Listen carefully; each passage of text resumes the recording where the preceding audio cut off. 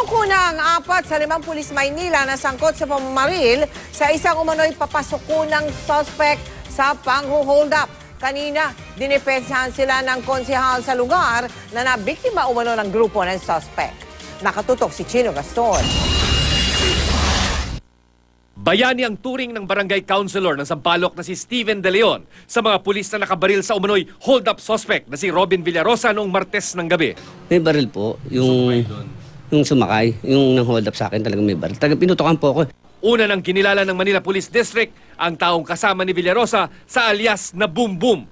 Matapos daw tangayin ang bag ni De Leon, pinaputukan pa siya ni Boom Boom sa tagiliran para matakot at huwag nang pumalag. Nakakaawa na may mga pulis. Paano na lang po kami mga biktima?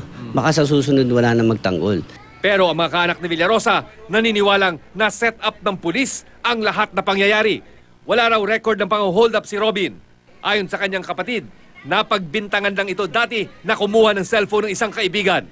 Bakit daw yung taong makikita sa CCTV na tumalon mula sa tricycle ni Villarosa at nakasalubong pa ng pulis, hindi hinabol? Nakasalubong pa po nung pulis yung isang bumaba, yung pagliko, yung may dala ng bag na hinold up daw.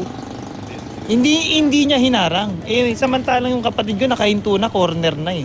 Isa sa aspeto na inimbestigahan ng ating special investigation team, bakit gano'n na napabayaan yung tumalon sa tricycle. I assure the public na yung ating investigation ay magpo-prosper sa court.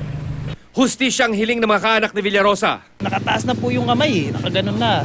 Ataas na po, umupo, nakaganyan, biglang binaril. Ulo pa po. Chino Gaston, nakatutok, 24 oras.